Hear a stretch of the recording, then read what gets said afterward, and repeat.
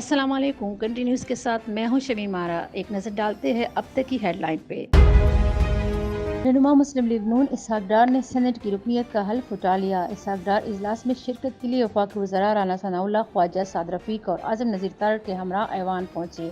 Chairman senate Sadiq Sanjrani ने इसहाक डार से हल्फ लिया। इस दौरान अपोजिशन की जानिब से शोर शराबा किया गया और हंगामाराई भी हुई।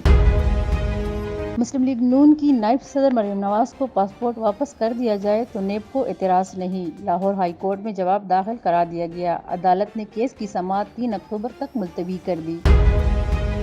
वज़ीर-ए-आज़म शहबाज शरीफ सैलाब मुतासरीन की खबरगिरी के लिए सिंध पहुँच गए। जिला दादू में सैलाब ज़दा इलाकों जाकड़ों में इमदादी कैंप का दौरा किया। मुतासरीन से गुल मिल गए। डॉलर की मजबूती से और कसाद बाजारी के खदशात से तेल की मार्केट को बड़ा दचका लग गया। आलमी मार्केट में खाम तेल की कीमत 9 माह की कम तरीन सतह तक गिर गई। दुनिया के मरकजी बैंकों की जानिब से शरह सूद में इजाफे और अमरीकी डॉलर की मजबूती से आलमी कसाद बाजारी के खदशात से खाम तेल के नर्ख गिर गए। क्वेटा के इलाके रेलवे कॉलोनी में गाड़ी पर फायरिंग से डॉक्टर नासिर अशरफजई अचकजई के 3 बेटे जाँ बहक हो गए। शादी की तकरीब से वापसी पर नामालूम अफराद ने ऑर्थोपेडिक डॉक्टर नासिर अशरफजई अचकजई की गाड़ी को निशाना बनाया। जाँ बहक होने वाले लड़कों की उम्र 8 से 16 साल के दरमियान थी।